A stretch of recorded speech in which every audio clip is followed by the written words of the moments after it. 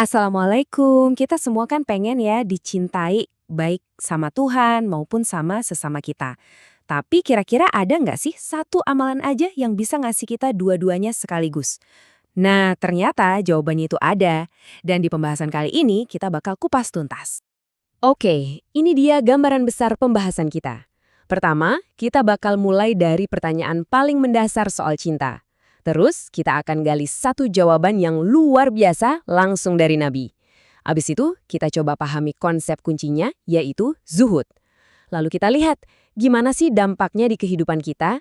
Dan terakhir, kita simpulkan, apa sebetulnya fokus utama hidup ini? Yuk, langsung aja kita mulai. Masuk ke bagian pertama, pencarian cinta sejati. Ini tuh dorongan yang universal banget kan? Rasa ingin diterima, disayangi, dihargai. Itu kan inti dari pengalaman kita sebagai manusia, ya nggak? Coba deh, pernah nggak Anda nanya ke diri sendiri, gimana ya caranya biar aku ini dicintai sama Allah, tapi juga disukain sama orang-orang di sekitarku? Pertanyaan ini tuh bukan pertanyaan baru loh. Justru, pertanyaan super penting ini udah pernah ditanyain langsung ke sumbernya. Nah, ini yang ngebawa kita ke bagian kedua, sebuah jawaban kenabian. Jadi, ada sebuah kisah di mana ada seseorang yang datang langsung menemui Nabi Muhammad Shallallahu Alaihi Wasallam dan dia bawa pertanyaan yang sama persis seperti tadi.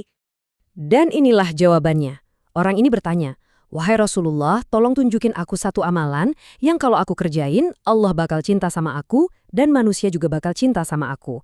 Jawaban Nabi itu singkat, padat, tapi dalam banget. Zuhudlah di dunia, maka Allah akan mencintaimu. Dan zuhudlah dari apa yang ada di tangan manusia, maka manusia akan mencintaimu. Wow, satu konsep doang, zuhud, tapi bisa meraih dua cinta terbesar. Dan ini bukan cuma sekedar cerita ya. Hadis ini sumbernya jelas banget. Diriwayatkan oleh Ibnu Majah dari sahabat Sahal bin Sa'ad al-Sa'idi. Dan statusnya itu dinilai hasan atau baik oleh ulama hadis besar Syekh Al-Albani. Jadi ini benar-benar nasihat yang otentik dan bisa kita pegang. Oke, sekarang pasti pertanyaan besarnya adalah, zuhud itu apaan sih sebenarnya? Nah, yuk kita masuk ke bagian ketiga buat ngebahas maknanya. Ini penting banget karena zuhud itu bukan berarti ninggalin dunia loh, tapi lebih ke melepaskan ikatan hati kita dari dunia. Jadi gini, zuhud itu soal kondisi batin kita, soal hati.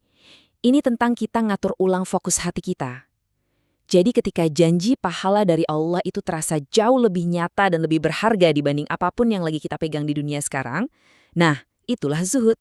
Nah, disinilah kita perlu banget meluruskan salah paham yang sering terjadi. Zuhud itu urusannya hati. Soal prioritas, soal keyakinan kita sama janji Allah. Ini sama sekali bukan berarti kita jadi pemalas atau ninggalin tanggung jawab. Apalagi hidup miskin karena terpaksa. Bukan itu. Zuhud itu pilihan sadar, bukan sebuah keterpaksaan. Terus, dampaknya di kehidupan nyata gimana dong? Apa buah manisnya?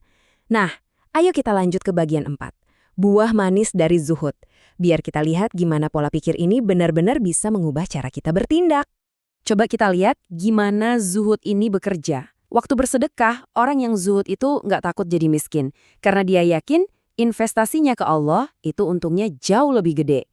Terus, waktu lagi kena musibah, fokusnya itu beda.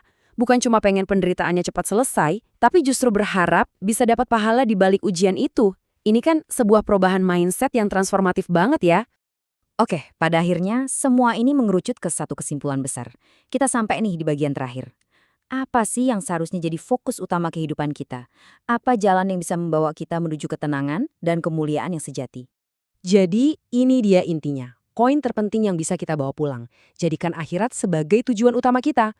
Karena ketika tujuan utama kita udah benar, maka cinta dari Allah dan rasa hormat dari manusia itu bukan lagi sesuatu yang kita kejar-kejar, tapi justru sesuatu yang bakal datang dengan sendirinya.